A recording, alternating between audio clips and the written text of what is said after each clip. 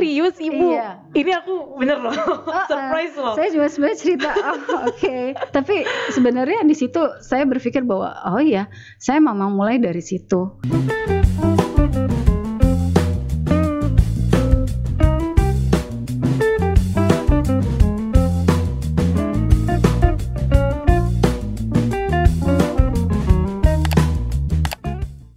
Assalamualaikum warahmatullahi wabarakatuh. Selamat pagi, selamat siang, selamat sore, selamat malam dimanapun Sobat Ngasus berada. Welcome back to SEA Live Entertainment di segmen Ngasus bareng aku lagi nih, Vika Hamzah.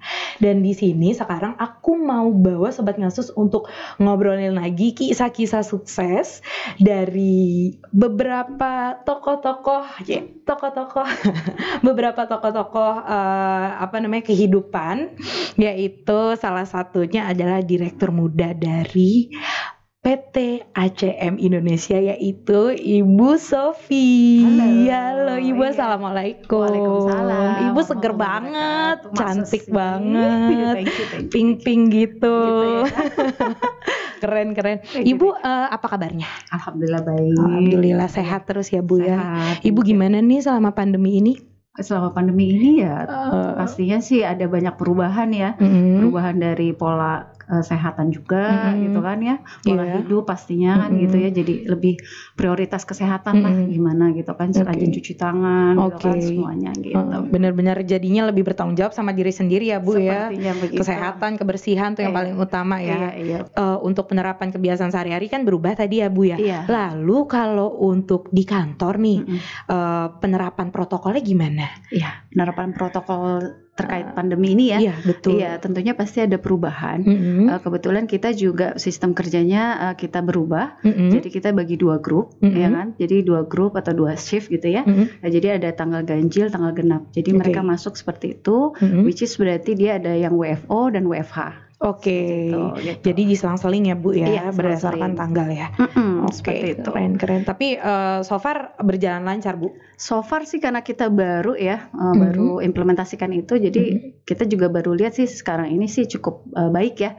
Ya walaupun kita biasanya kan normalinya kan kita day by day masuk kerja gitu. Ternyata dengan kondisi pandemi ini sih banyak memberikan hikmah juga ya. Bahwa ternyata sih bisa efektif juga sebenarnya gitu. Yang tadinya dikiranya nggak bisa ya, di rumah aja gitu. Betul. Ternyata tetap bisa kerja ya. Gitu. Keren.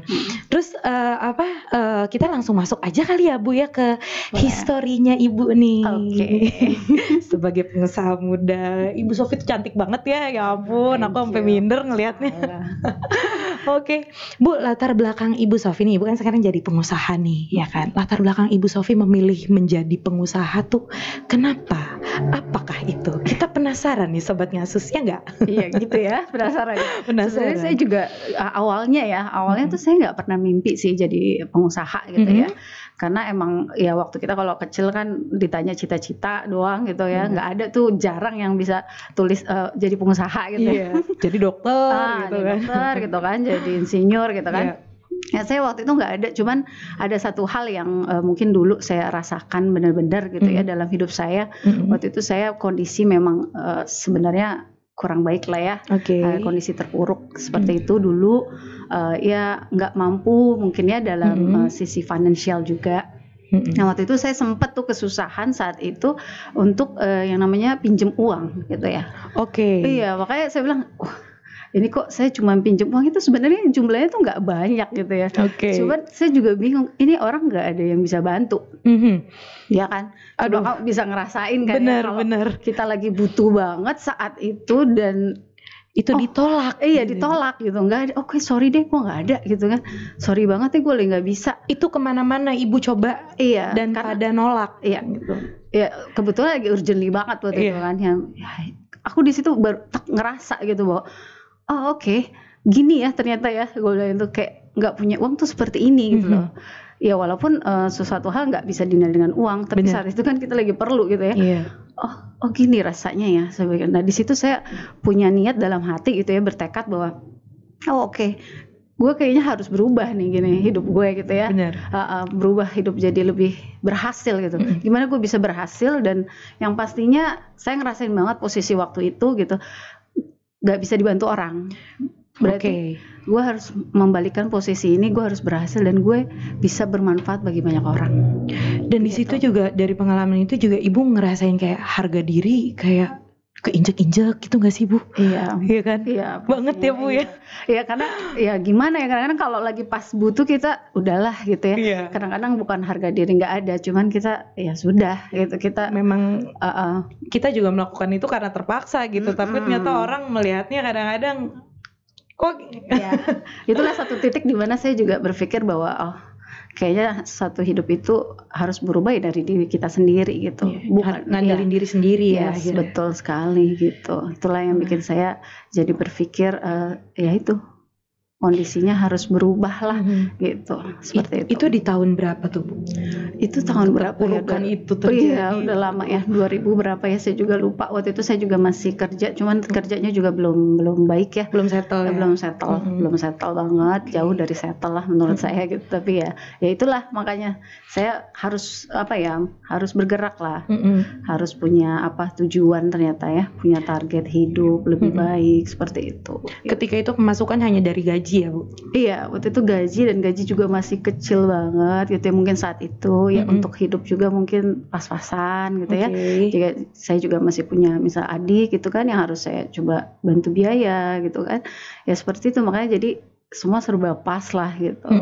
Pas-pasan. Iya, pas-pasan. Ya. Jadi kondisinya sebenarnya ya kondisi kurang banget enggak, cuman ya kurang gitu. Seperti itu. Ketika itu ibu bilang mention buat biaya adik juga ya. Berarti ibu berapa bersaudara sih Bu kalau boleh tahu? Aduh banyak ya. Kayak 1/11 sepak bola. Wow, ramai. Oh gitu. Satu tim sepak bola plus cadangan. Ibu anak berapa? Saya anak ke-10. Anak ke-10 berarti dari 12. Wow, mantap. Ya, satu tim sepak bola 11 plus 1 gitu. Ada cadangannya satu. Luar biasa. Oh gitu. Jadi waktu itu juga ibu bantu untuk si adik ini yang si bungsu ini gitu ya. Iya, ya so far kan namanya juga masih kakak ya, masih punya adik gitu. Kita coba. Dan waktu itu juga kakak-kakak juga kan mungkin punya kehidupan sendiri-sendiri juga gitu kan ya. Jadi ya nggak bisa ngandelin juga ya. Benar-benar harus berdiri di kaki sendiri. Iya, itu betul sekali. Makanya itu yang buat saya pribadi ya sebenarnya ya itu nggak boleh yang namanya nyerah dengan hidup gitu loh. Karena bagi saya kayak ya gagal kayak kemarin gitu ya, maksudnya kekurangan kemarin itu sebenarnya hidup itu kita nggak selesai sampai situ kok gitu loh. Gitu. Jadi kegagalan atau apapun yang kita lewatin itu nggak bikin hidup kita selesai saat itu. Jadi itu yang bikin saya harus harus bangkit gitu loh. Setiap gagal jatuh bangkit lagi. Benar, harus kayak gitu. Harus kayak gitu gitu. Kalau nggak gitu ya kita nggak jadi apa-apa gitu menurut saya. Gitu. Ya, jadi motivasi diri sendiri itu penting sebelum. Gitu. Itu perjuangannya untuk bangkit yang pertama kali. Gimana Bu rasanya? Rasanya untuk susah. Bangkitin rasanya susah banget susah. Ya. Karena emang kalau memulai sesuatu itu biasanya lebih susah ya. Bener. Biasanya gitu ya. Tapi ada yang lebih berat sebenarnya. Continue dalam berusaha itu. Oke. Ya kan? Supaya ya istilahnya kalau di perusahaan gimana caranya supaya perusahaan ini sustain gitu kan ya. Berjalan terus, bahkan growth lebih baik gitu kan. Bener. Nah, ini yang dirasakan oleh aku pribadi gitu loh. Seperti itu gitu. Jadi harus continue itu berarti kan konsisten ya Bu ya? Iya. Balik lagi tuh. Konsistensi itu yang paling utama ya Bu ya. Iya. Bener-bener. Itu jadi perjuangannya banget perjuangannya dulu tuh. Makanya saya juga startnya sendiri kan dari itu kalau boleh tahu tahun berapa itu Bu? Mulai pertama kali usaha. Iya, Itu langsung ACM ini ya? Atau 2000 sebelumnya ada sebenarnya. Cuman gitu. ya ini sih jatuh bangun lah pokoknya gitu. Mencoba-coba gitu kan berbagai usaha, cuman ya gagal gitu kan. Ya akhirnya saya sendiri nemuin titik di mana saya harus ini nih satu titik di mana ini deh yang gue pilih gitu loh usahanya, karena kan dari berbagai kegagalan ya kan kita laluin ya pasti insya Allah ada satu titik di mana kita jadi ketemu sama jalan itu gitu loh, seperti itu. Sebenarnya itu mungkin esensinya ya Bu ya. Jadi dari kegagalan itu jadinya kita coba cara lain, metode lain atau jenis lain dari usaha tersebut gitu. Akhirnya ketemu mana yang klik gitu ya Bu ya. Tapi yang pertama memang sebelum ACM ya, itu boleh nggak sih Bu dijelasin satu-satu gitu, apa aja sih yang pernah Ibu bangun gitu? Iya, waktu itu sih pernah bangun sebenarnya sih sama ini ya, suami saya sekarang gitu ya. Iya, dulu sempat masih belum jadi suami gitu ya, masih pacar ya. Iya. Sekarang mantan pacar. Coba-coba ya. Padahal cepet coba studio band gitu kan. Dulu ya sempat juga gitu. Terus sempat juga saya cargo service gitu, kayak courier service. Itu juga saya cobain juga gitu. Itu udah jatuh bangun ini gagal gitu ya. Ya seperti itulah gitu. Jadi nggak gampang sebenarnya, memang nggak mudah gitu ya. Ternyata berusaha itu, tapi ya itu kuncinya, kita nggak boleh nyerah. Kalau di total ya, berdasarkan kuantiti, itu berapa kali Ibu nyoba usaha gitu ya? Brandnya apa aja gitu, itu berapa kali sih Bu? Brandnya ada kayak sekitar 5-6 sih. Sampai di titik sini saya pegang ACM gitu kan. ACM Indonesia. Terus lahir juga ada sekarang Rasha. Dan terakhir untuk fashion saya punya Sofifol. Seperti itu. Fashion juga ada Sobat Ngasus. Jadi komplit ya Ibu, nyobain semuanya ya. Cargo pernah ya kan, studio band pernah, sampai ke fashion juga sekarang ya merambah. Terus yang yang utama ini sekarang ACM kan ya Bu ya? Nah, ACM sekarang lokasi kantornya di mana Bu? ACM ini berlokasi di Jakarta Pusat sekarang gitu, di daerah Senen ya, Jakarta Pusat. Boleh jelaskan sedikit Bu, gimana sih deskripsi perusahaannya? Boleh. Saya perusahaan sekarang ini ACM Indonesia gitu ya. ACM Indonesia itu perusahaan jasa sertifikasi ISO. Ya, bergeraknya di bidang itu, yaitu ISO seperti ISO 9001, 14000, ada OSAS gitu dan lain-lain. ISO sendiri itu sebenarnya merupakan salah satu standar internasional dalam sebuah sistem manajemen mutu yang digunakan untuk perusahaan dalam mutu organisasi atau sebuah perusahaan gitu. Jadi gimana perusahaan ini bisa mengimplementasikan ISO secara baik, ya kan? Seperti itu. Itu ACM Indonesia. Nah, manfaatnya sendiri sih panjang nih. Nggak apa-apa Bu, ceritain ya. Deskripsiin aja. Boleh. Kalau manfaat ISO-nya sendiri itu buat perusahaan kan banyak ya. Bisa meningkatkan kredibilitas perusahaan sendiri gitu kan, meningkatkan kepuasan pelanggan gitu kan.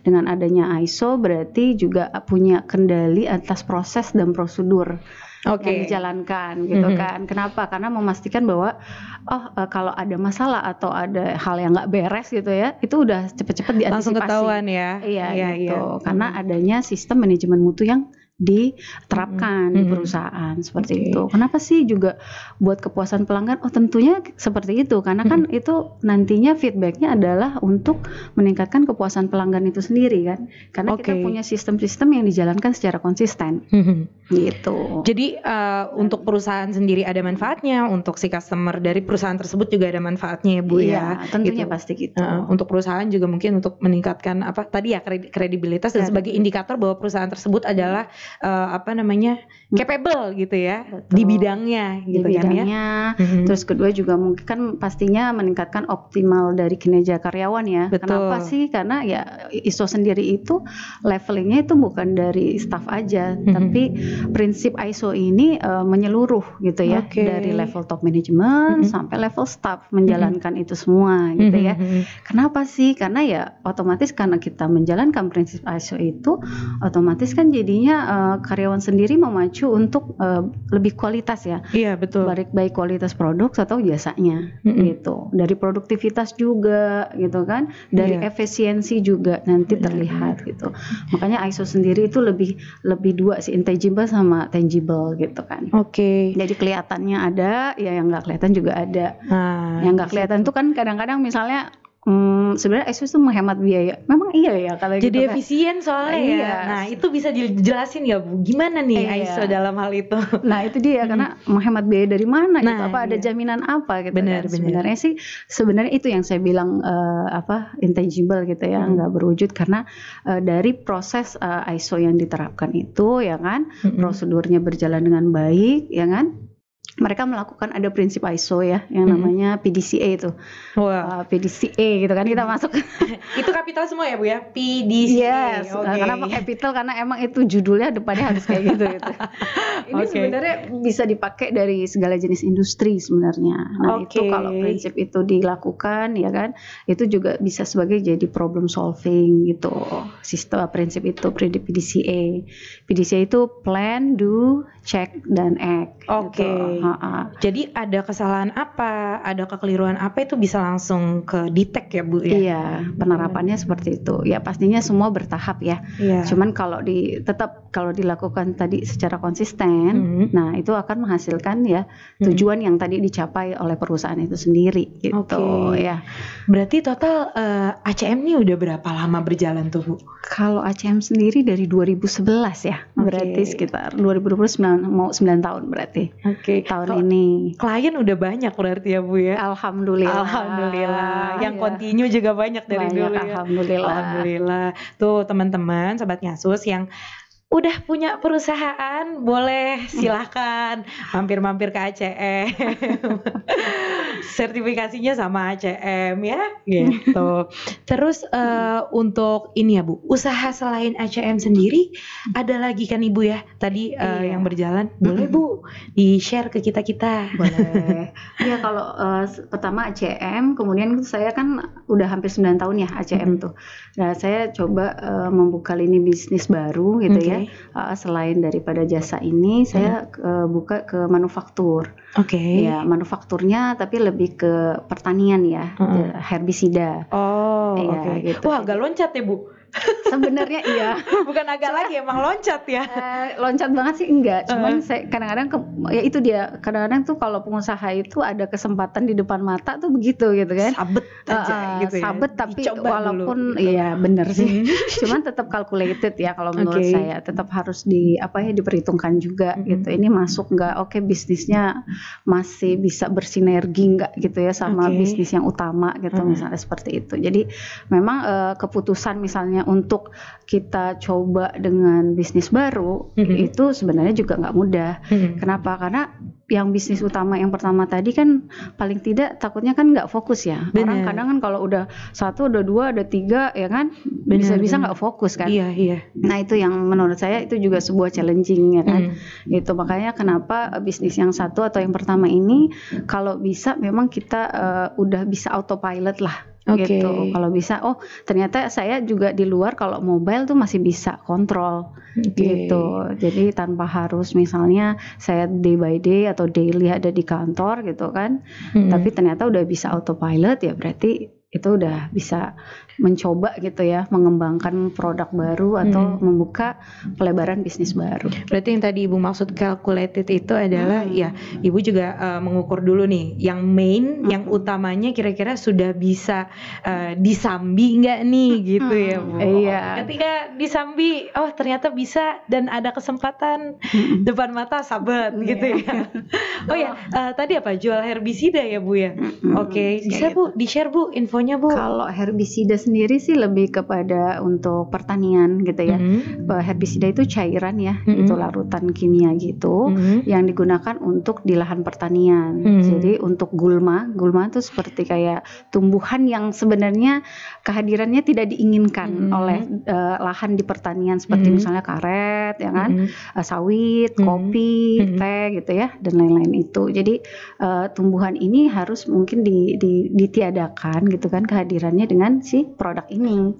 Gitu. Si herbisida ini gitu.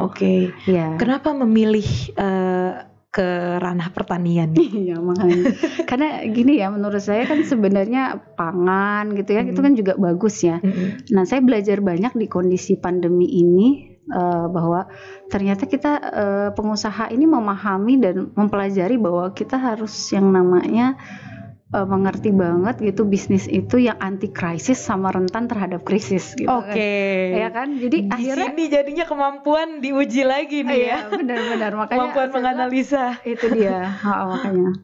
Jadi kayak saya lihat juga iya ya ternyata benar ya kita harus mengevaluasi terus kan bisnis-bisnis yang kita jalankan gitu kan. Selain tadi continue gitu kan. dalam sistemnya, tapi tetap juga kita melihat hal-hal tersebut gitu, kesempatan-kesempatan gitu. Oke. Gitu. Ketika kesempatan untuk membuka bisnis di ranah pertanian itu, ada beberapa bisnis lain yang menjadi pilihan ketika itu kah? Iya, sebenarnya ada. Sebenarnya ada, cuman kebetulan kesempatan yang ada di depan mata itu itu gitu ya. Ya udahlah, saya pikir karena nantinya pun akan bisa berkembang gitu ya. Bukan herbisida aja, tapi nanti produk pertanian lainnya gitu kan, yang akan bisa kita kembangkan lagi gitu, seperti insektisida gitu kan.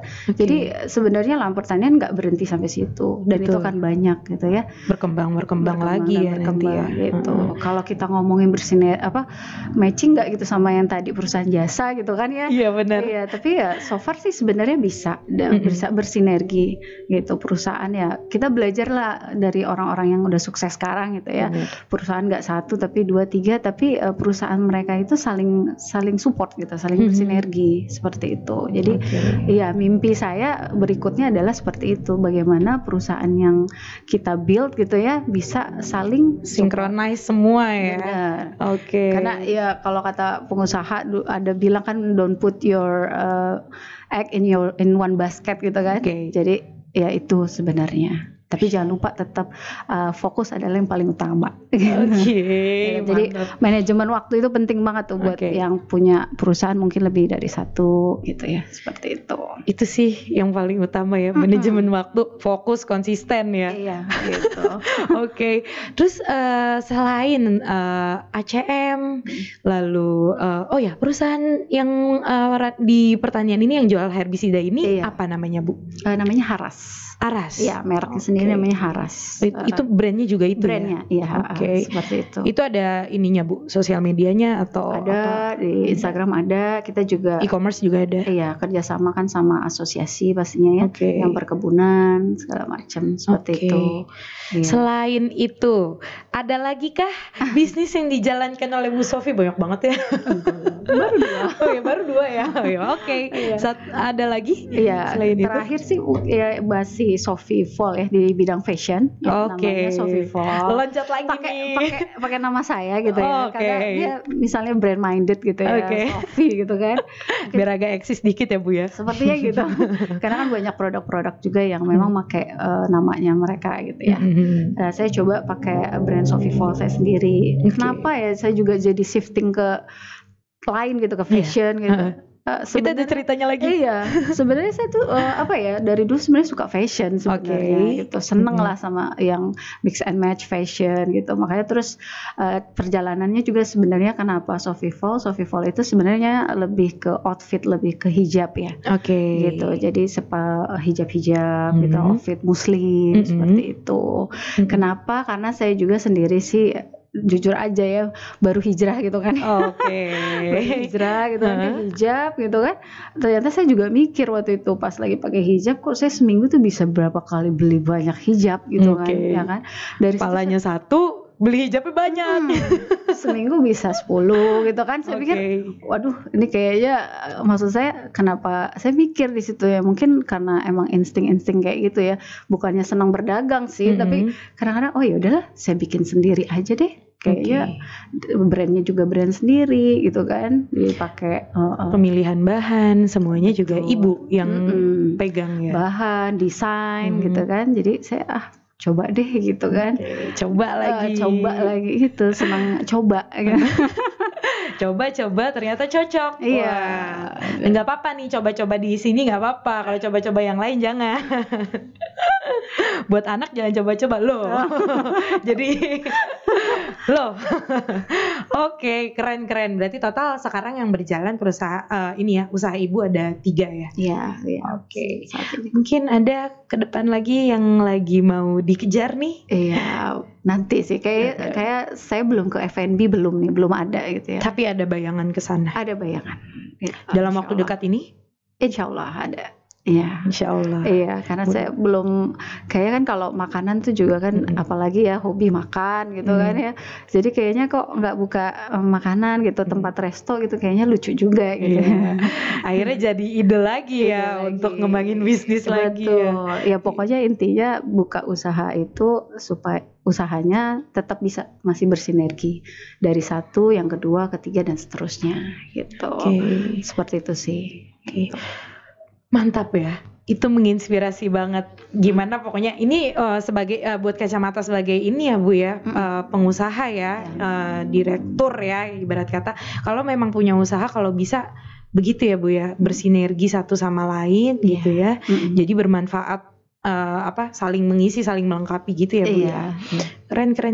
Nah, balik lagi nih Bu, agak flashback ya. Bisa dijelaskan sedikit nggak sih gambaran perjalanan Ibu Sofi nih? Dari Ibu kan sempat mention katanya dulu sempat jadi karyawan biasa ya? Iya. Dari karyawan biasa hingga jadi sampai di posisi saat ini. Iya, awalnya emang saya benar-benar mulai dari nol ya. Kerja itu juga dari pegawai. Ya dulu sebenarnya pegawai benar-benar menarik sih, karena dulu saya tuh kerja sebenarnya jadi di retail. Boleh mention nama merek ya? Boleh nggak ya?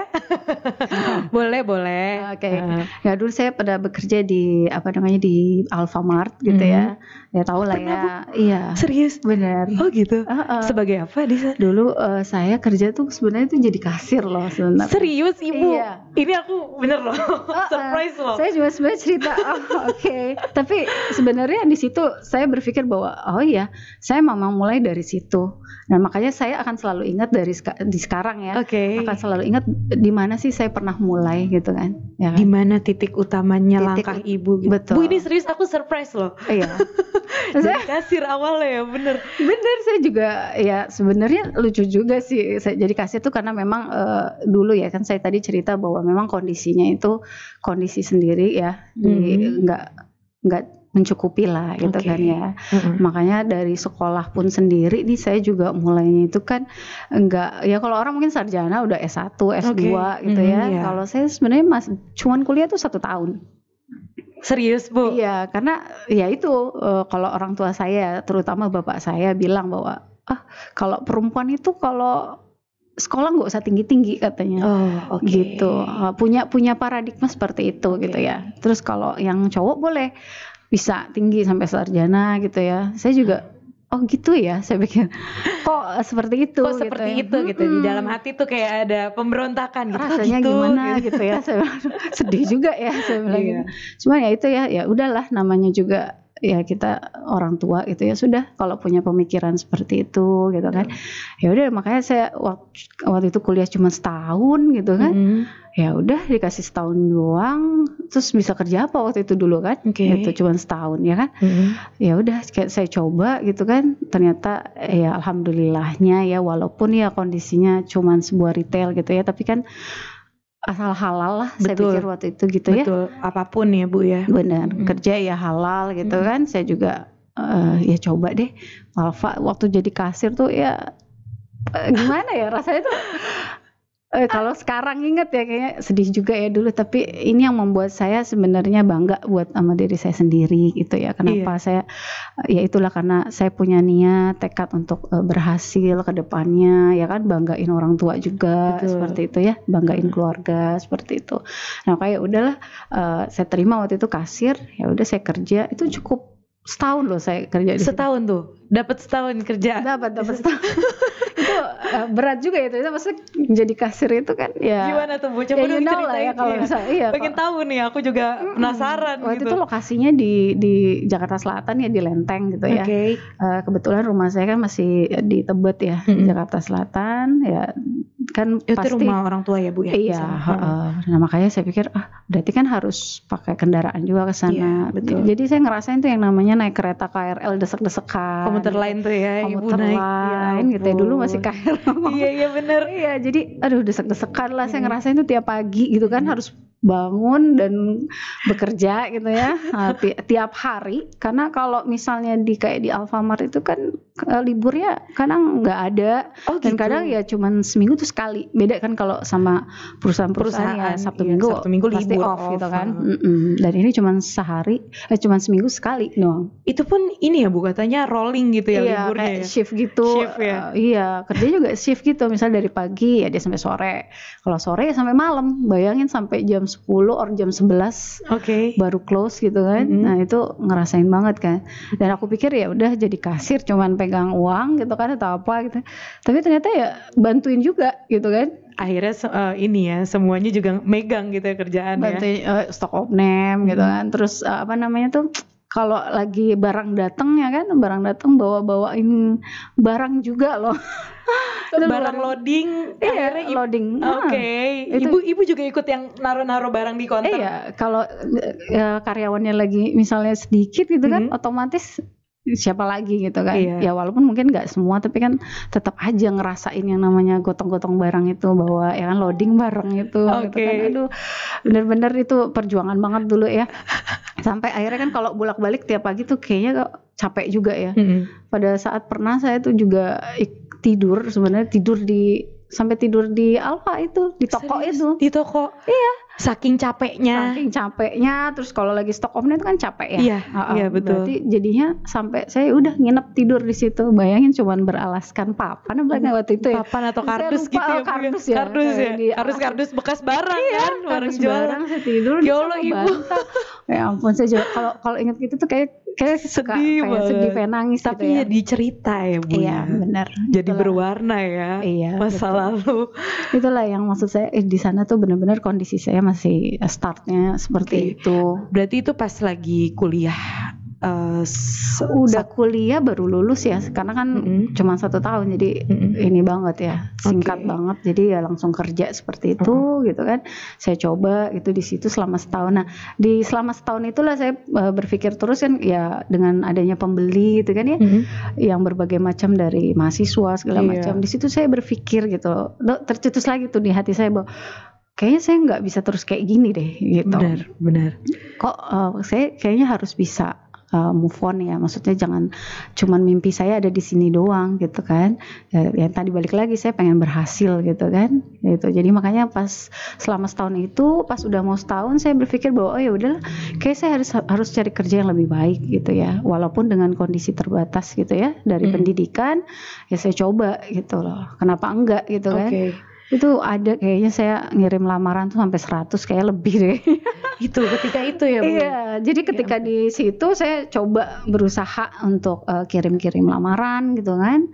Wah udah berapa ratus lah ya, kayaknya saya juga udah nggak ingat. Dan saya yakin di situ, aduh ini belum ada yang dipanggil gitu kan.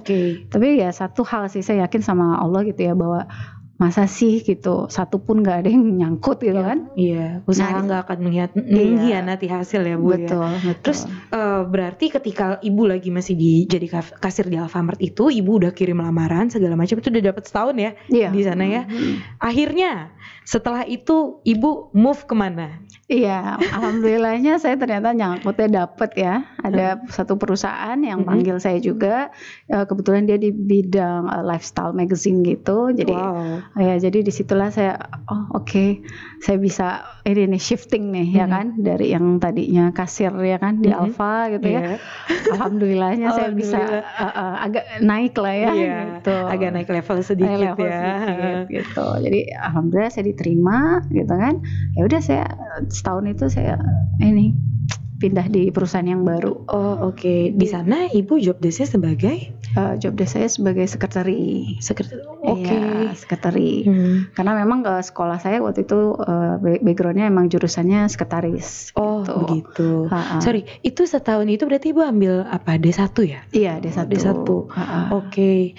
Dari lulus kuliah, lalu ke Alfamart sebagai kasir, lalu ke Lifestyle Magazine. Iya. Lifestyle Magazine. Berapa tahun ya? Kayaknya 2 tahun apa? Itu saya pindah lagi gitu. Jadi dari pegawai zero, pegawai lagi gitu. Dari situ saya pindah lagi ke perusahaan kosmetik ternama ya, gitu. Terus habis itu pindah lagi ya kan ke perusahaan investment BUMN juga, yang cukup terkenal juga. Ya alhamdulillahnya gitu. Jadi perjalanannya alhamdulillah dikasih sama Allah juga yang baik ya, karena saya juga makanya karena tiap kerja itu saya berpikir bahwa saya harus melakukan yang terbaik. Gitu. Niatnya pun baik, niatnya gitu ya, sebenarnya kerja ibadah ya, tapi kita kerja itu harus memberikan yang terbaik lah gitu, harus gitu, karena saya tadi niatnya dari awal bahwa saya ingin berhasil gitu, jadi saya kerja nggak mau sia-sia gitu loh, kerja ya harus yang terbaik lah yang diberikan, seperti itu.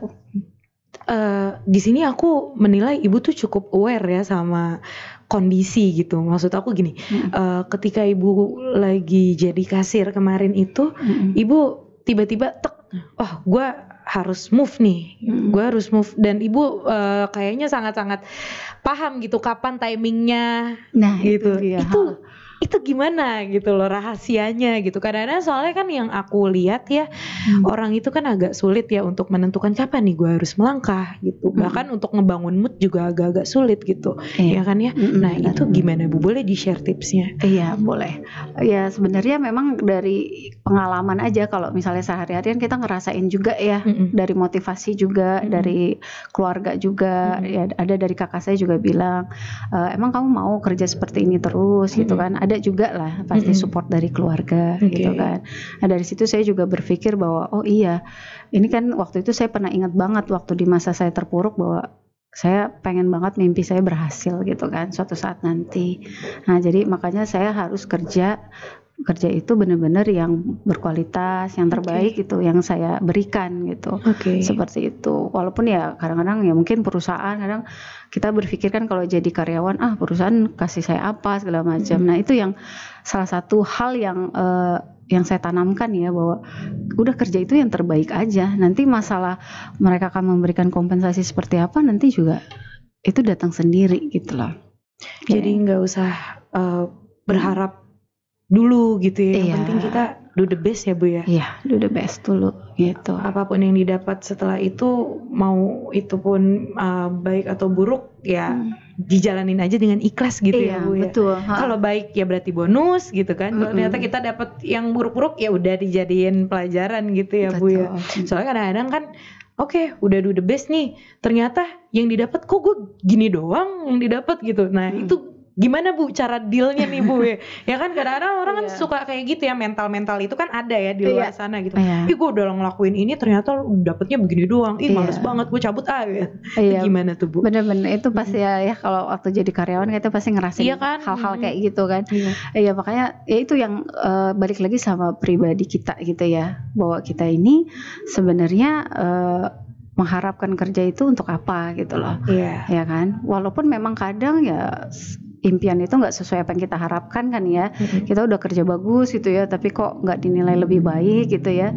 Ya udah, kadang-kadang memang ya udah, kalau memang kamu mau lebih baik ya kamu bisa keluar kok gitu, bisa mencari tempat pekerjaan yang lebih baik gitu kan. Seperti itu. Memang nggak semuanya akan memberikan sesuatu kompensasi yang sesuai. Tapi paling tidak buat diri kamu sendiri gitu ya, buat diri kita itu harus ada motivasi di dalam diri sendiri gitu. Kita ini mau jadi apa sebenarnya ya kan? Mau kemana gitu kan, tujuan atau target hidup kita. Gitu, seperti itu. Jadi saya selalu dari dulu mencoba itu gitu, karena saya tahu persis waktu saya jadi kasir di Alfa gitu ya, bagaimana gitu sehari-harinya saya melewati hal-hal seperti itu gitu. Wow. Jadi kayaknya kalau pengen balik ke tempat titik yang itu kan mungkin nggak mau kan pastinya. Ya udah, mimpinya itu harus terus ke sana gitu, terus ke atas. Gitu. Benar-benar harus dipupuk terus itu mimpi terus, ya. Jadi gitu. Jangan sedikit-sedikit nyerah, sedikit-sedikit mundur. Jadi jangan mimpi aja, tapi do-nya harus ada. Gitu. Ya kan, kalau mimpi ada, plannya do-nya nggak ada ya susah. Gitu. Baru digeber dikit sama hidup langsung mundur gitu. Aduh, mental tempe ya Bu ya. Itu yang harus dimiliki makanya jadi pengusaha. Bener, jangan sampai punya mental tempe yang digeber dikit mundur, digeber dikit mundur. Jadi ternyata mental itu udah ada dari ibu dari dulu ya. Karena sebenarnya ini ya, maksudnya karena fokus untuk do the best itu, jadinya terbentuk sendiri kepribadian ibu yang nggak pantang menyerah, terus fokus, konsisten ya Bu ya. Iya, benar. Karena emang itu jadi sebagai sebagai acuan dalam hidup ya. Benar, karena udah pernah ngerasain dulu seperti ini gitu kan. Akhirnya kan terpupuk tuh lama-lama ya kan, termotivasi juga. Betul. Gitu untuk menjadi lebih baik gitu. Yang paling ibu inget nih pengalaman dulu waktu di titik awal ya. Hal yang paling sedih banget, yang paling menyedihkan banget gitu yang harus dijalanin waktu itu tuh waktu sebagai kasir ya, itu apa sih Bu? Ya itu yang jadi kasir ya. Ya otomatis sih kadang saya sebenarnya dulu ya kadang mikir malu ya. Yang beli tuh kadang-kadang kan orang ya mahasiswi gitu kan, orang kantoran gitu kan. Itu kadang-kadang saya tuh sedih di situ, kok gue cuman kasir aja ya gitu. Padahal kayaknya pengen deh bisa jadi kayak mereka tuh, kayaknya pakai baju kan kayak kantoran gitu ya, bagus-bagus, rapi. Bukan maksud lagi merendahkan posisi kasir enggak, tapi memang tentunya enggak. Karena saya sebenarnya menjalani itu juga senang aja. Saya happy lah karena kan dinikmati prosesnya Bu. Pasti. Jadi bukan suatu posisi itu jelek atau enggak. Jadi waktu jadi kasir Alfa ya saya senang banget karena justru saya belajar di situ. Gitu, belajar macam-macam hal kan berarti gitu. Bagaimana di perusahaan retail itu sebenarnya kayak gitu gitu sistemnya seperti ini. Jadi alhamdulillah saya banyak belajar, coba ambil pelajaran dari berbagai perusahaan-perusahaan yang pernah saya tempati dulu gitu kan, kerja di sana. Nah, itu yang kita harus ambil positif adalah seperti itu ya. Sikap positif sama kebiasaan positif itu penting banget gitu ya. Mindset positif juga ya. Betul, itu jadi kalau ya kadang kan kalau orang meremehkan gitu ya, ada pandangan negatif pasti ada ya. Nah, itu jangan jadikan kita sebagai hal-hal yang bikin kita jadi down. Benar. Gitu. Jadi itu harus dirubah gitu mindsetnya. Emang nggak mudah, saya yakin pasti nggak mudah gitu ya. Tapi insya Allah bisa gitu. Makanya sikap positif kebiasaan positif yang dipupuk terus, ya mudah-mudahan nanti bisa menjadi suatu pola di diri kita gitu loh. Iya, akhirnya jadi terbentuk kayak tadi itu ya. Betul. Oke. Gitu. Keren banget. Ibu boleh diminum dulu barangkali. Setelah cerita panjang lebar, nggak apa-apa. Nggak apa-apa. Wow, tapi aku beneran deh surprise banget. Baru tahu, baru nge. Itu kalau boleh nih Bu, bocorannya aja. Itu range salary-nya dulu tuh berapa? Waktu di kasir Alfa ya. Iya. Kasir Alfa itu kayaknya sih 1 juta berapa ya, 500 kayaknya dulu tuh. Bayangin kan 1,5 juta, tapi waktu itu sih tahun 2000 saya aja lupa tahun 2003 kalau tapi udah masuk tahun 2000 ya. 2000 udah 17 tahun yang lalu ya, gitu. 1,5 juta, tapi itu kan range-nya juga masih masih low lah ya. Iya gitu. Segitu, makanya kalau dikatakan bahwa cukup atau tidak cukup ya bisa dilihat kan, maksudnya dengan kehidupan gitu kan. Benar. Kurang. Tapi berarti Ibu emang dari awal emang sendiri ya? Bergerak sendiri. Soalnya kan banyak yang dibantuin sama keluarga gitu kan, saudara nih kerjaan nih gitu-gitu kan. Itu sendiri. Makanya mentalnya itu, makanya saya tahu persis banget kalau sekarang jadi pengusaha itu tahu banget gimana kalau susah tuh gimana gitu loh, paham banget gitu kan. Makanya saya pengen banget kalau jadi pengusaha itu maksudnya berhasil, yang pasti itu sukses itu bukan dinilai dari banyaknya kita making money. Bener gitu ya. Tapi beda-beda ya orang pendapatnya. Tapi kalau buat saya sukses itu bukan seberapa banyak kamu menghasilkan uang, tapi bagaimana kamu bisa memberikan suatu perbedaan buat orang lain. Benar. Which is maksudnya bermanfaat bagi orang banyak. Gitu. Benar. Itu aja sih buat saya tuh. Dan gimana kita berkompetisi sama diri kita yang sebelumnya gitu. Maksudnya untuk biar lebih baik dari diri kita yang sebelumnya gitu Iya. kan. Bukan malah membandingin ke orang gitu kan, tapi membandingkan kita sama masa lalu kita, gimana kita apakah lebih baik sekarang gitu Iya, ya Bu ya. iya. Itu selalu yang saya ingat bahwa kalau di titik jadi pengusaha, oke, dulu saya pernah hidup seperti ini gitu. Jadi untuk sikap positif dan kebiasaan positif itu harus ada. Karena kalau enggak, ya gimana, pengusaha itu tanggung jawabnya justru lebih besar kan. Benar. Tanggung jawabnya adalah bisnis dan seluruh karyawan yang ada gitu. Semua aspek benar-benar harus diperhatiin ya Bu ya. Betul banget gitu. Karena kalau ya itu bedanya kalau karyawan sama pengusaha seperti itu kan. Gitu. Pernah ngerasain diomel-omelin Bu dulu sama Iyalah pasti. bos? Kalau apa sih jadi- kalau di Alfa apa sih, cabang ya, bos cabang ya, apa sih, Cabang. manajer cabang ya gitu ya. Kalau itu cabang, ya pastilah kalau kerja masih kerja sama orang pasti. Pasti ya. Yang Iya, namanya bener. dimarahin itu sih udah kayaknya Udah daily lumrah consume ya. lumrah ya kayaknya. Jadi udah sehari-hari kadang-kadang gitu. Aduh, surprise banget bener Bu. Kenapa sih tapi sekarang memilih untuk berbisnis gitu? Kenapa nggak profesi lain yang apa ya, profession oriented gitu, kayak dokter, guru, PNS gitu? Iya, itu dia kan tadi awalnya memang saya sekolahnya juga cuma 1 tahun, tapi sebenarnya saya udah sekolah lagi sih, karena waktu di saat saya kerja di salah satu perusahaan, saya mencoba untuk bersekolah lagi, Kembali melanjutkan pendidikan. Iya, melanjutkan pendidikan sarjana gitu. Jadi sambil kerja sambil kuliah gitu kan. Jadi waktu itu jadi mimpinya jangan cuma kerjanya aja, tapi sekolahnya juga gitu kan, seperti itu. Ya jadi waktu itu kenapa sih nggak kepikiran ya, karena udah keburu jadi pegawai gitu kan, untuk sekolah lagi untuk mimpi tadi jadi jadi dokter gitu kan, jadi insinyur ya bukannya nggak kepikiran, tapi ya udah nih kayak jalan yang ada di depan mata saya aja jalanin ya. aja gitu, udah diterusin aja dulu gitu kan. Daripada mulai lagi yang kita belum tentu ya, gambling lah ya gitu. Difokusin aja dulu gitu kan, yang udah kita kerja sekarang gitu kan. Udah gitu. Mending begitu ya. Soalnya kan kadang-kadang ada juga yang ya udahlah, gue mau mulai lagi dari awal nih gitu kan. Oh, karena ngerasa yang ini aduh capek, aduh males gitu, mulai lagi dari awal, yang akhirnya malah jadi nggak fokus ya Bu. Iya, itu dia salah satunya yang Mbak Vika bilang bahwa ngatasin rasa males itu juga paling susah tuh. Banget. Karena aku juga masih ngerasain ya kan. Pasti juga sobat ngasus di sini semua masih pada ngerasain malesnya dilawan tuh.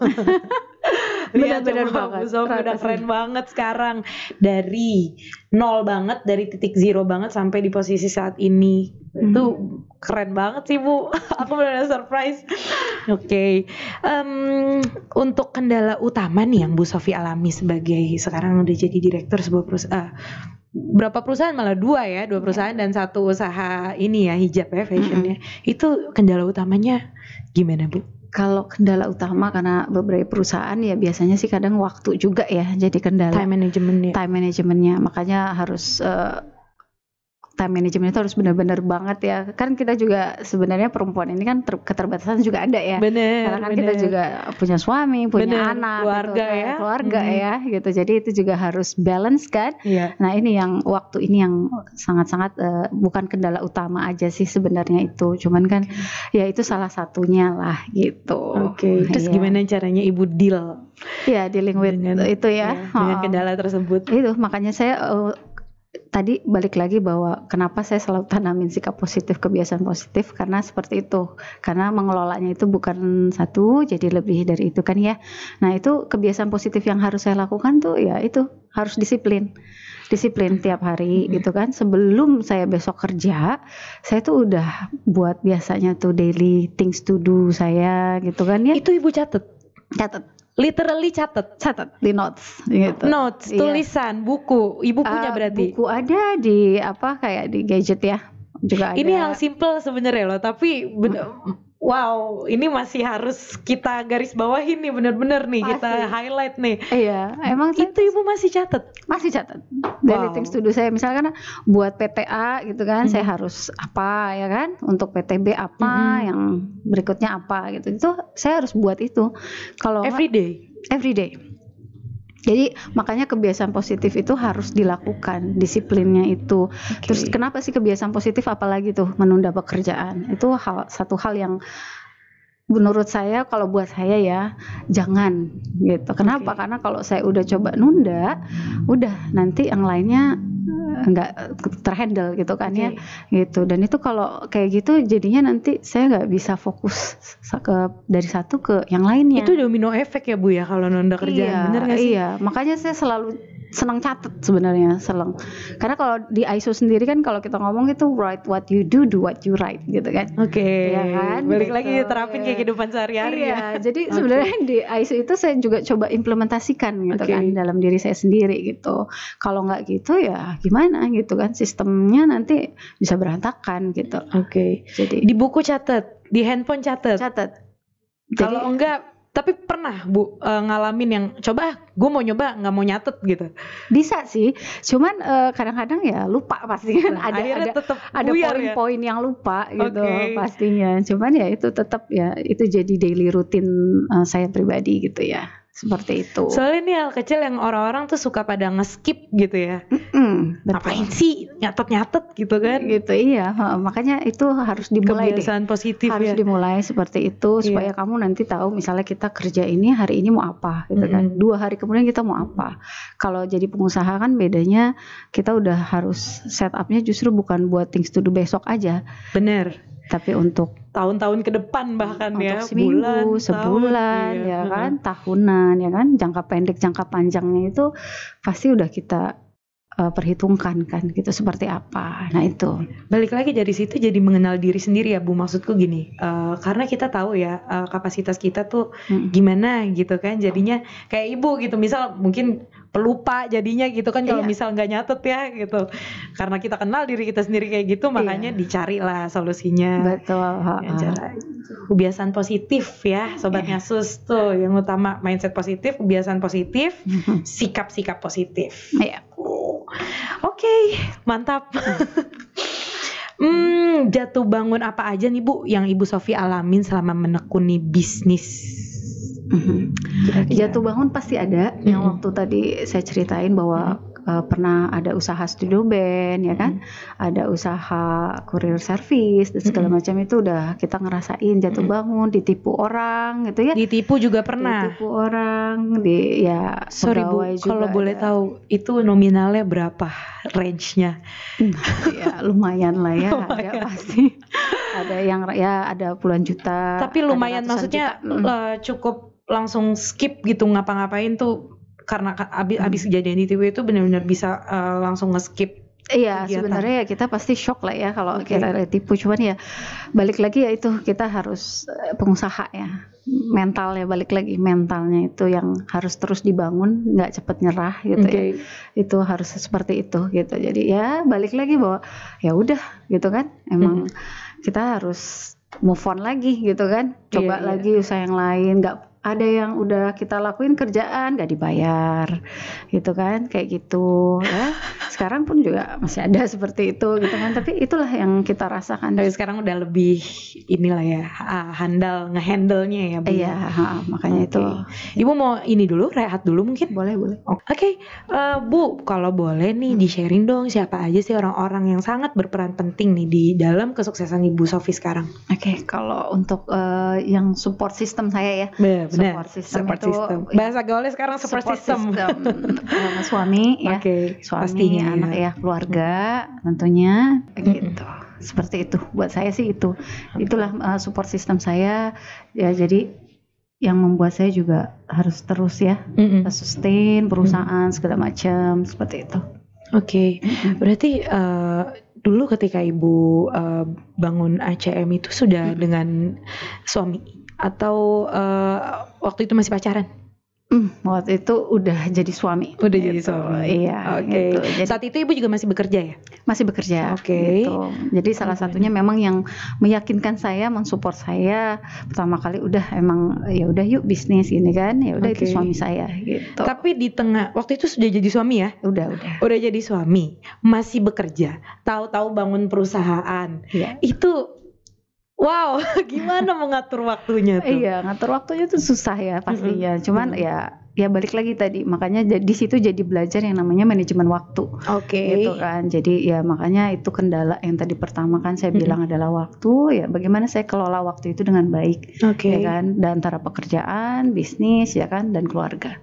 Gitu. Itu saya atur. Makanya tadi kebiasaan positif saya harus lakukan gitu supaya semua bisa berjalan gitu. Dan tetap waras gitu ya. Ya benar, menjaga kewarasan itu ya. Benar-benar ya. Kebiasaan positif dan mindset positif tetap diterapkan ya Bu ya. Terus. Terus Bu, di tengah situasi pandemi ini saat ini ya, kita pandemi udah ada mau 5 bulan ya. Iya. Itu perubahan habit dan perubahan sistem apa aja sih yang terjadi dalam bisnis Ibu sekarang? Dalam bisnis ya, penerapan bisnis gitu. Dalam bisnis ya. Kalau dalam bisnis sendiri memang pasti ada perubahan ya.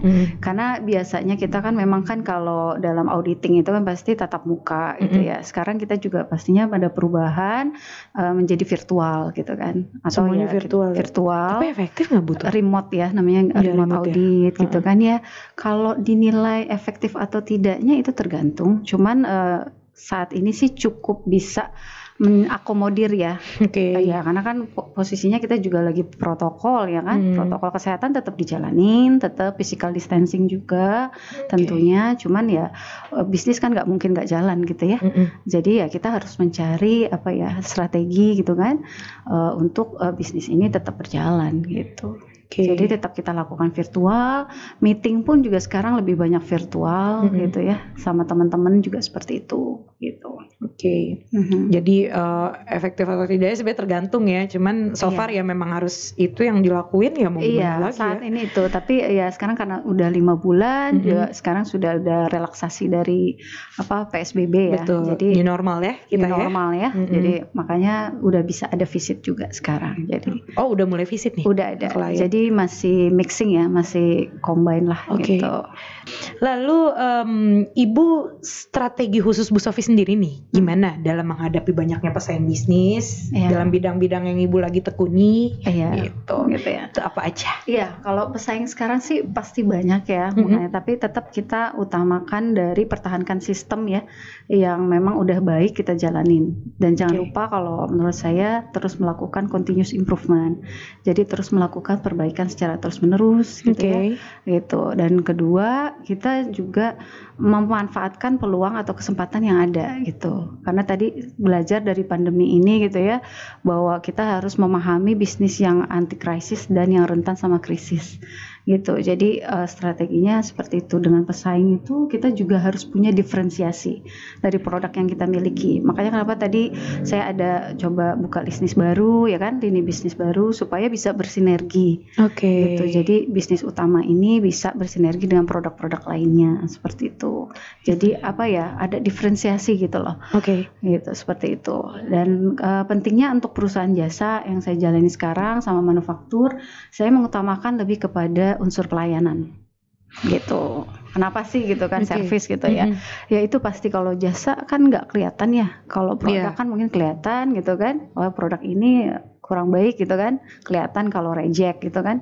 Nah tapi kalau jasa kan nggak kelihatan gitu. Betul.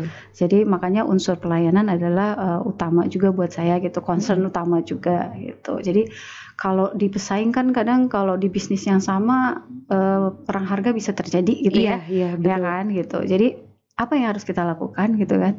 Nah itu salah satu yang kita lakukan itu. Kenapa? Karena kadang orang walaupun harganya mungkin mahal atau mungkin in the middle ya gitu ya. Tapi kalau dari pelayanannya baik gitu ya, tanggap ya kan, kecepatan daripada deliverynya gitu kan, on time. Nah itu justru membuat si customer sendiri berpikir gitu kan. Betul. Ya kan kalau udah nyaman ya udahlah gitu. Cuman beda sedikit mungkin kan gitu. Ngapain pindah gitu ya. Gitu. Balik lagi emang kinerja kitanya ya, sistem kitanya yang memang harus selalu dibenahi. Jadinya customer juga jadi udah gue tetap sama lo aja. Iya gitu. Berkacamata pada pengalaman Ibu Sofi yang pernah menjadi karyawan biasa nih dulu. Nah, adakah pengaruh secara khusus pengalaman tersebut dengan cara Ibu Sofi sekarang memperlakukan karyawan Ibu? Ya, kurang lebih pasti ada ya. Untuk jadi ada influence juga ke karyawan yang sekarang gitu ya. Yang penting buat saya itu waktu saya kerja itu saya ngerasain apa sih waktu jadi karyawan kan gitu ya. Nah saya pengen kalau di perusahaan yang saya jalanin ini saya tuh membuat atau membangun engagement kepada karyawan gitu. Engagement ya. Engagement gak cuma ada di akun-akun Instagram yang follower banyak tuh ya, tapi juga dari atasan ke karyawan ya. Iya, penting buat engagement itu karena buat saya kalau nggak ada engagement jadi nanti kita kerjanya tuh sebenarnya serius tapi santai gitu kan ya. Gitu. Jadi target tetap tercapai gitu, tapi kita juga sama karyawan juga deket gitu ya. Seperti itu gitu. Jadi engagement yang dibangun ya. Iya, misalnya kadang-kadang juga saya kan kalau sama teman-teman juga tuh suka ngajak kayak nonton bareng gitu ya, atau hanya sekedar makan bareng di luar kayak gitu. Jadi kita nganggapnya bukan kayak atasan bawahan gitu kan, instruksi gitu ya. Tapi tetap kita menjalin hubungan emosional ya. gitu ya. Gitu. Jadi bukan karyawan ya Bu, keluarga tadi. Family ya. Benar. Tuh mindsetnya itu keluarga. Jangan cuman ngelihat wah atasan gue nih. Oke. Lalu Bu, untuk kesuksesan Bu Sofi saat ini nih, didedikasikan yang utama buat siapa? Pastinya kalau saya dedikasikan untuk suami saya ya, gitu, untuk keluarga saya gitu dan anak saya. Gitu. Support system ya. Iya, support system. Itu yang utama. Buat diri sendiri? Buat diri sendiri ada pasti reward ya. Gitu. Jadi kalau ada shopping dikit itu buat reward diri sendiri. Namanya juga perempuan ya nggak sih. Shopping dikit tipis-tipis.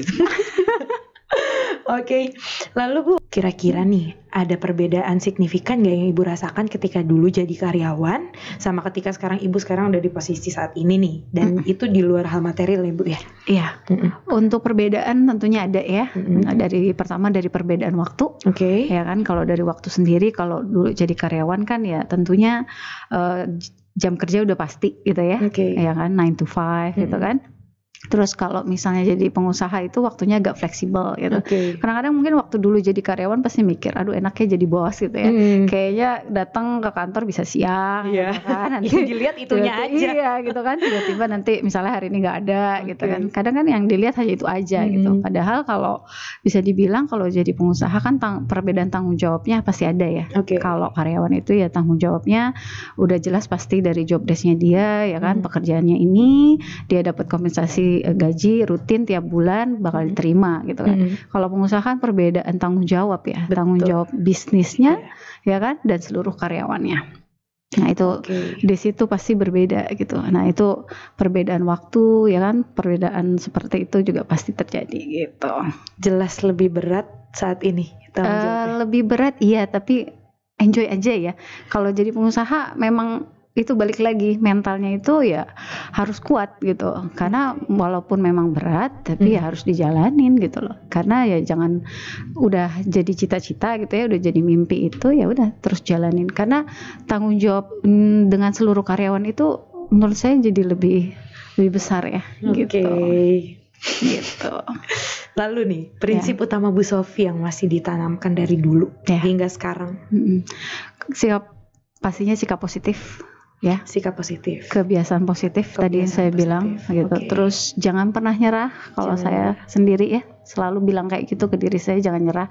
Kalau ada masalah ya selesaikan gitu ya. Gimana caranya kita cari solusi gitu ya. Bukan ngomongin masalahnya tapi kita cari solusi. Jatuh bangkit. Itu yang harus saya tanamin, makanya bisa walaupun ada orang meremehkan atau segala macam, makanya sikap positif itu selalu ada supaya kita tetap terus maju gitu. Terus yang paling penting jangan pernah lupa bersyukur. Ya, saya tanamin itu bersyukur dan terus bersyukur. Dan terakhir jangan lupa bersedekah. Iya, sedekah tuh, gengs. Itu tuh jangan sampai dilupain ya. Jadi itu ya prinsip-prinsip sikap positif, kebiasaan positif, lalu tadi apa? Bersyukur. Sedekah, sama satu lagi apa tadi? Jangan pernah menyerah. Jangan pernah menyerah ya.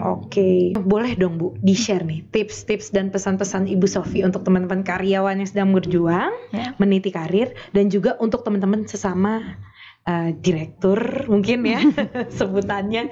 Aku bingung sih abisnya apa ya, sesama bisnis mungkin ya, sesama pengusaha. Oke. Kalau tips dari saya sedikit ya, gini, pertama itu buat teman-teman yang meniti karir atau pengen jadi sukses jadi pengusaha, itu pertama atur dulu rencana hidup kamu, ya kan, niatkan dulu gitu kan, kamu mau targetnya mau apa sih gitu ya ke depan ya kan, mau jadi apa, mau seperti apa gitu, mau punya apa gitu, jadi setting goalsnya dulu gitu. Nah setelah setting goals ya kan, itu kan mimpi kamu gitu kan. Nah itu seperti apa plannya gitu, rencana yang akan kamu buat bagaimana untuk mencapai tadi targetnya. Gitu. Jadi jangan lupa setelah kamu sudah tentukan target, ya kamu rencanakan gitu kan. Dan rencana itu jangan cuma stuck di rencana, kamu harus bergerak gitu, shifting lagi, do-nya apa gitu kan. Ya, jadi setelah melakukan kamu lihat lagi, udah oke belum apa yang saya lakukan, evaluasi lagi gitu, evaluasi diri. Gitu, seperti itu. Nah, terus tips berikutnya menurut saya harus memiliki juga good attitude ya. Good attitude. Penting banget ya, Bu, ya. Penting. Jangan nyerah. Yang tadi saya bilang, mental pengusaha itu seperti itu ya. Gitu. Jadi kalau jatuh, gagal gitu kan, kamu bangkit lagi. Harus bangun lagi gitu. Apa yang salah kemarin? Evaluasi gitu kan. Gitu. Karena ya pengusaha tentunya ya, kalau udah nyerah, gagal, selesai, udah gitu kan. Nah, itu harus dimiliki sama kita mentalnya. Gitu. Jadi harus seperti itu. Jangan lupa juga perbanyak networking ya, relasi gitu, itu penting. Makanya mulai dari sekarang harus terus tuh jalin networkingnya, itu penting kalau nanti mau jadi pengusaha juga ya, itu seperti itu. Ya kayak gitu. Nah, ya satu lagi, jangan pernah berhenti belajar. Iya, karena saya sendiri pun terus belajar dan belajar gitu. Karena pastinya walaupun jadi pengusaha ataupun jadi pegawai, kita harus tetap belajar. Jangan pernah merasa puas kalau udah pinter gitu ya Bu ya. Gitu. Lalu untuk tips untuk sesama pengusaha? Kalau sesama pengusaha, menurut saya terus mencari kesempatan ya, atau peluang yang ada gitu. Apalagi dari kondisi seperti ini, pasti tantangan yang berat buat para pengusaha ya. Gitu. Jadi makanya saya bilang kita terus cari peluang nih, dengan adanya pandemi ini kita bisa ngelihat dan malah justru lebih banyak belajar dari bisnis yang ada. Gitu ya kan. Oh ternyata mungkin bisnis saya ini ada yang masih kurang dari sistemnya. Gitu ya. Terus tadi belajar lagi hikmahnya bahwa berarti saya bisa tahu nih bisnis yang tadi anti krisis sama yang rentan terhadap krisis, seperti itu. Kayak gitu. Banyak evaluasi dan introspeksi ya Bu. Iya, jadi makanya dari perusahaan, dari pengusaha juga terus melakukan continuous improvement. Gitu. Jadi terus melakukan perbaikan gitu. Mantap, menginspirasi sekali. Lalu kesimpulannya tadi ini ya Bu ya, prinsip utama yang Ibu Sofia selalu tanamkan yaitu sikap positif, kebiasaan positif, jangan pernah menyerah, jatuh bangkit lagi, selalu bersyukur dan sedekah. Seru banget ngobrol-ngobrol sama Bu Sofi. Thank you banget Ibu udah datang ke sini ya. Thank you. Dan thank you banget buat Sobat Ngasus yang udah nonton sampai akhir. Jangan lupa like dan subscribe terus ya channel Asia Live Entertainment. Dan komen juga nih kalau misal ada kekurangan, kritik dan saran. Pokoknya komen, kasih tahu. So see you next time. Assalamualaikum warahmatullahi wabarakatuh. Waalaikumsalam warahmatullahi wabarakatuh.